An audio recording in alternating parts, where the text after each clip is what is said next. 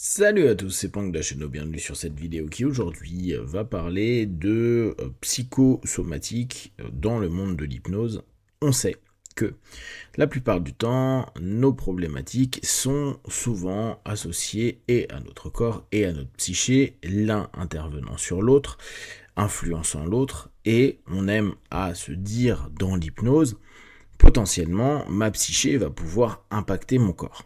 Parfois, on a peut-être même une croyance vraiment trop importante à se dire, si ma psyché, mes visualisations, mes dialogues intérieurs, l'ensemble de mes trans sont orientés vers un objectif qui m'amène à la guérison, et là je parle vraiment de guérison dans le sens médical du terme, mon corps va réagir et va aller mieux.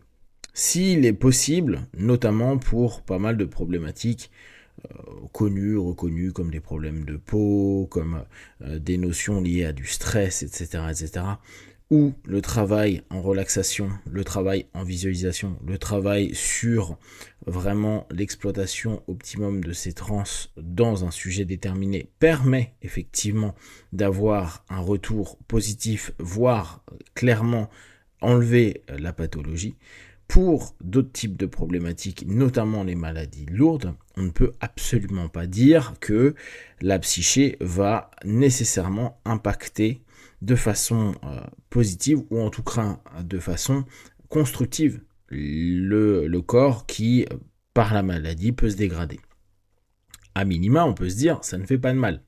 Ça ne fait pas de mal que d'imaginer, de voir, de visualiser. Et là, on peut revenir sur vraiment les basiques de l'hypnose, imaginer sa problématique ou sa douleur ou autre, diminuer, se transformer, etc.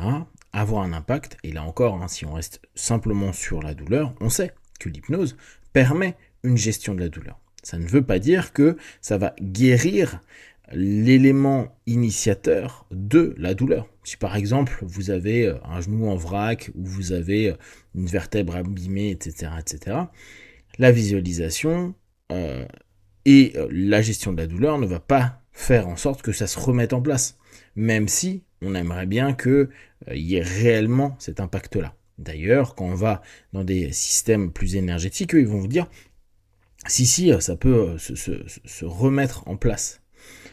Pourquoi pas? Pour l'instant, c'est pas ce qui est le plus prouvé. Donc, nous, en tant qu'hypnotistes, c'est pas le discours qu'on va vous tenir.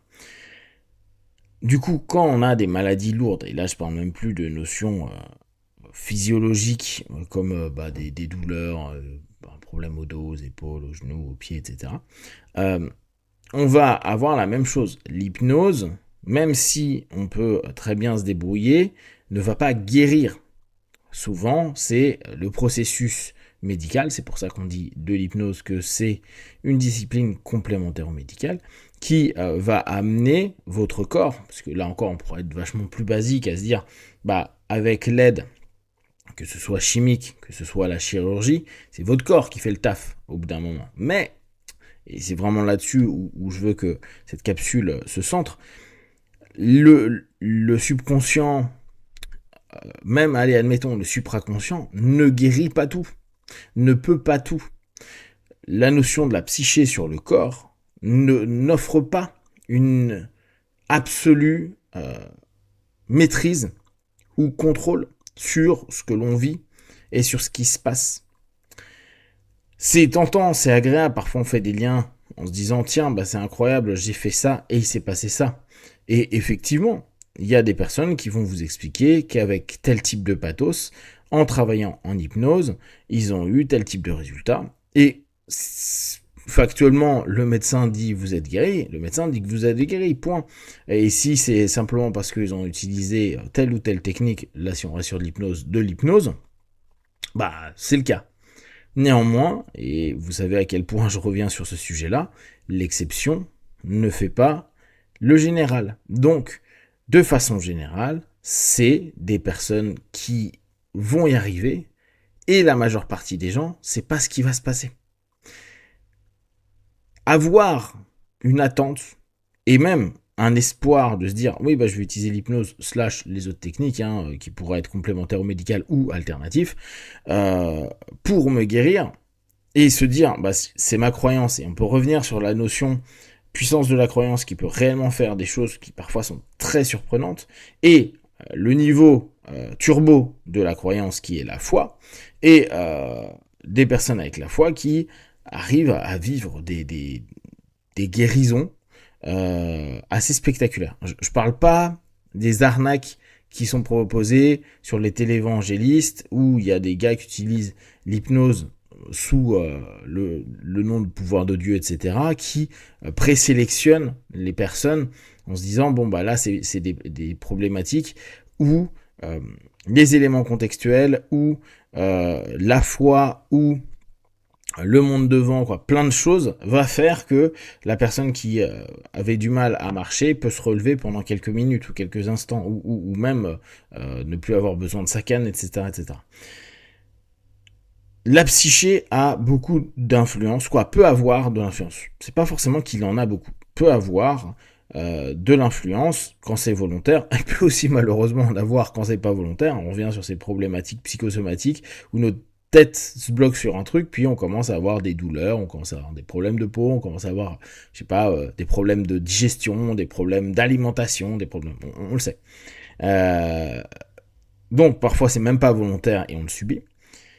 Et de l'autre côté, rappelez-vous, le corps a un impact sur la psyché. Cet élément-là, il est hyper important à prendre en compte.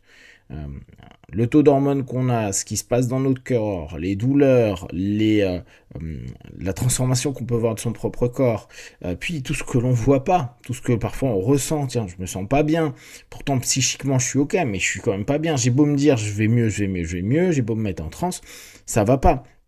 Et quand vous vivez certains types de maladies, vous le savez, et on va pas prendre des maladies d'énervé, hein.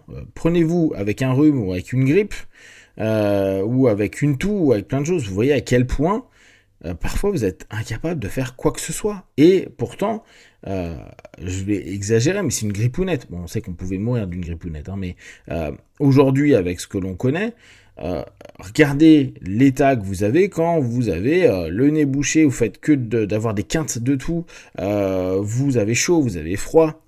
La psyché, qui, si on reprend ce que je disais précédemment, pourrait amener vers de l'apaisement, du calme, et pour certaines personnes qui vendent des guérisons, on voit qu'elle se fait éclater par le corps qui est malade, le corps qui est fiévreux, le corps qui a plus d'énergie, le corps qui rejette, le corps qui vit plein de choses. Notre psyché, elle est plus apte à plein de choses.